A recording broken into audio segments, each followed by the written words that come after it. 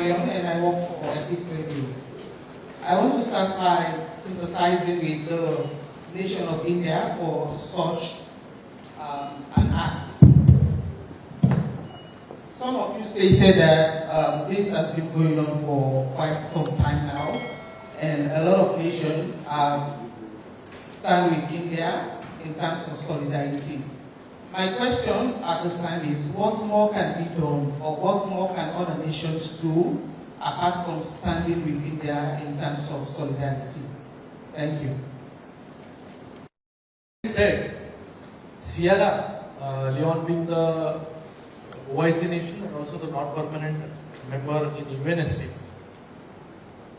it has a voice of its own, strong voice in African Union also, and in UNSC also.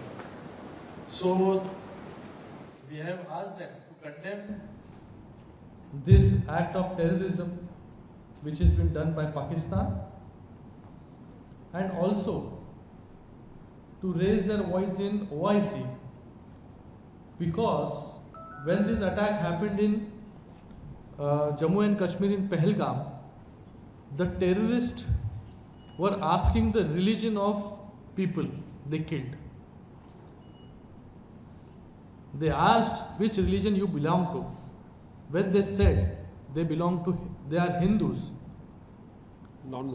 non-Muslims. So they were shot dead. This was the motive. There was a specific motive of the terrorists and also our neighboring country Pakistan to destabilize the regional harmony in our nation, India. So the nations who are harboring terrorism in the name of religion has to be stopped. As Sierra Leone is very progressive, very secular, after coming here we could find people from different community and region they have the representation in the parliament also, and also people from different community are staying in Sierra Leone very long time. We have an Indian diaspora which is staying in Sierra Leone also for a very long time. So the terrorism which is happening in the name of religion has to be stopped. The war between India and Pakistan it is far to 1947, which means it's a very long war. And there have been several ceasefires over the years. There have been several negotiations between India and Pakistan. But it just seems like they are just the same. Is India open to further negotiation between Pakistan and India for us to actually, for them to put an end to this war between these two countries? Is India ready for any ceasefire discussions? India is always a peace-loving nation. We come from the land of Gautam Buddha and Mahatma Gandhi. India has always initiated the dialogues when it came to terrorist attacks. Our two prime ministers themselves personally visited Pakistan, did number of declarations. We always initiated peace talks with our neighboring nation Pakistan, but every time we were backstabbed by the terrorist attacks. So it is India who wants peace. It is India who wants harmony in the nation, because India is progressing. We are now the 4th largest economy, soon to become the 3rd largest economy. Our citizens don't want war. But why this Operation Sindoor happened? Because we were attacked continuously. And this time the attack was not only on the citizens, it was on the humanity. So defend our citizens, to defend our nation, we have to undertake this Operation Sindoor. But in this Operation Sindoor, if you mark, only the 9 terrorist camps were neutralized. We did not attack any of the civilian city or the accommodation. But what Pakistan did, Pakistan attacked our Gurudwara, attacked our holy places, attacked people in Poonch, where a lot of people lost their lives. We have suffered tremendously over a period of time where Thousands of civilians have lost their life, and also our Indian soldiers lost their life. But every time we initiated for peace, and it was India who initiated every time, it was Pakistan who backstabbed us after every talk. So India is always ready. It is the ball is in the court of Pakistan. We have right to defend ourselves. That we have done in the form of Operation Sindoor. My senior colleague SS Aluwaliaji wants to and mercilessly killed them. We retaliated and demolished their infrastructure. I mean the infrastructure of their training camp and their camps where they were living and from where they were operating. And it is not that off the cuff we have done it haphazardly. We have waited up to 15 days and we have done our due diligence, identified the place, identified the mastermind, then we demolished those places. We have not touched any civilian. We have not touched even the army installations, Pakistan army installation. But next morning, Pakistan army attacked India. When they fired, we fired. Again they fired, we fired. But when they stopped and raised a white flag for ceasefire, we accepted that. And now ceasefire is there. And we believe in peace, and we believe in this, that even in neighborhood also they should live in peace, they should not disturb the others. So we have seen these attacks for last 40 years, and recent past, in last 20 years you have seen Bombay, you have seen Delhi, you have seen Jammu Kashmir Assembly, Parliament attack, Taj Palace attack, then train serial bombs, and different places they have done it. It is not that we can stop it. We are dealing with it. But still they are doing this, and we have responded sensibly, responsibly. We have not disturbed any Pakistani national, and even till the army of Pakistan retaliated, we have not touched their installation also. But now we are in ceasefire. Let us hope that this ceasefire continues and sense prevails in their mind that we should not fight with each other. Thank you. Everybody, I am Bintu Sudan Sise from Rise Radio. So my question here is, do you think that with other countries, including Sierra Leone, standing in solidarity and condemning the attack from Pakistan would be of help, or do you believe it would tackle the attack from Pakistan, being that it has been happening for the past 40 years? Do you want me to repeat the question? Yeah, please. Okay. Do you think or believe that with other countries, including Sierra Leone, standing in solidarity and condemning the attack from Pakistan would help tackle or stop the situation or the attack from there? Thank you. It's a very important country for us. It's a part of UNSC, African Union, and it's a very good friend of India. Sierra Leone has extended its full support. The Parliament observed the silence. It has extended the support. And before Sierra Leone, we were in UAE. UAE has also given the full support. Thereafter, we were in DRC. DR Congo has also extended its full support. This team is traveling 4 countries. Tomorrow we are going to Liberia.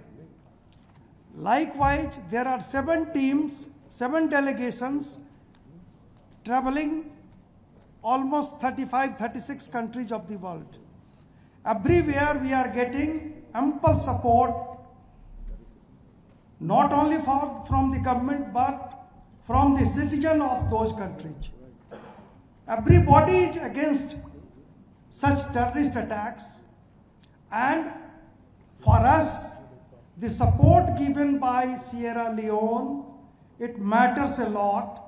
It will help us in United Nations Security Council, in other forums of the world.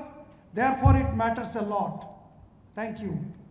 Your help need for, your world help need for.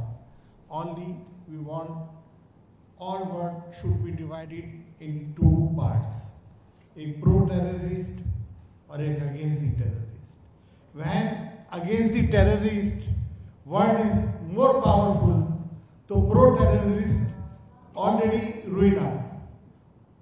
Not more than need death. World should support against the terrorist. As say from Standard Times. Yes, for these terrorists to continue their acts, there must be some countries or groups that are supporting them with ammunition. Have you been able to identify these countries? And if so, what have you done to halt these activities or their activities? Well, if you look at the history of terrorism, generally speaking, the roots of all terrorist activities go back to what was originally called the AFPAC areas, or the Afghanistan-Pakistan areas. And in fact, it is Pakistan that is the epicenter of terrorism, that has all the networks nurtured, located, and thriving in that part of the world. So we don't have to look very far. When you look at terrorism, it's a global threat today. For a very long time, the world thought that terrorism in Asia was a matter between India and Pakistan. And the world also did not take that much of interest. But as terrorism became a global threat, as these terrorist networks operating out of Pakistan created in their likeness many other terrorist networks, including in Africa, the word has gone around that it's a global threat. Africa today faces a huge threat from terrorism. There are countries in Africa like Burkina Faso, for example, that have seen a very sharp spike in terrorist attacks. We have seen the rise of Al-Shabaab. We have seen how Al-Shabaab has threatened countries like Somalia and Tanzania. We have seen how Boko Haram has risen in Nigeria. We have seen how organizations such as the Ahle Sunnah wal Jama in Mozambique have reared their ugly head. And there is an all-round rise of terrorism by about 250% in the last 2 years in the West African coastal states alone. A full 59% of all global terrorist attacks are accounted for by Africa. And when you look at each of these terrorist networks operating out of different parts of the world, including Africa, the trail leads back to Pakistan. In fact, it leads to organizations like Al-Qaeda, like ISIL, like Daesh, all of which have blossomed in Pakistan, particularly. So you take 9/11, you take the Times Square bombing incident, you take the threat of the bombing incident in Sydney, in Australia, you will find the linkages to Pakistan. I don't have to tell you that. Please take a hard look at the number of terrorists and terrorist organizations proscribed under the ISIL and Al-Qaeda 1267 committee set up by the UN Security Council, and you will find all the answers there. The trail leads. Our newspaper. One question is, now all these efforts, it's good, you call it for peace, United Nations, and want peace bodies to help in the peace between you and Pakistan. What would happen? What would the Indian government do if all these call for peace, the Pakistani government and terrorists resist and do not take any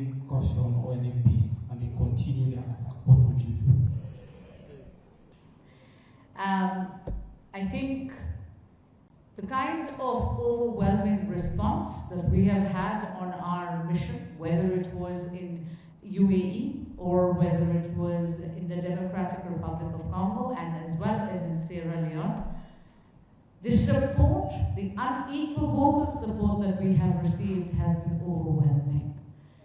And speaking of your own country, Sierra Leone, where your government has condemned the attack, your parliament stood in solidarity, in memoriam, standing for 1 full minute, holding a minute of silence in remembrance of those innocent lives that were lost. I think we are very optimistic that this diplomatic mission will definitely bear fruit.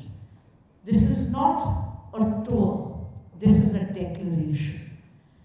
The 7 all-party delegations that left India on this mission, they are here to declare India's stance. In the face of terrorism, India is unflinching, unwavering, and unafraid.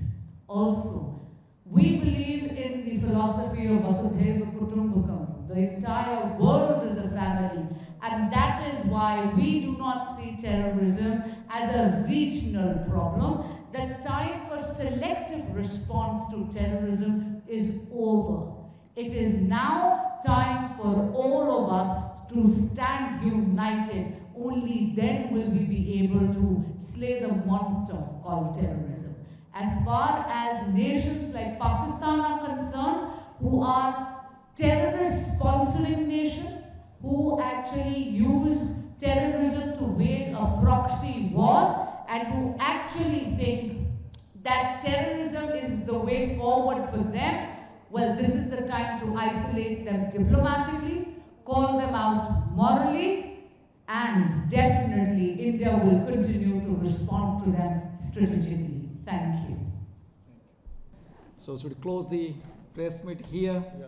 And then we have another interaction with your member of diaspora. Thank you for your coming down from the city of Freetown to here and waiting for long hours here to hear our delegations and interact with your delegation. Thank you so much. Thank you. Group photo.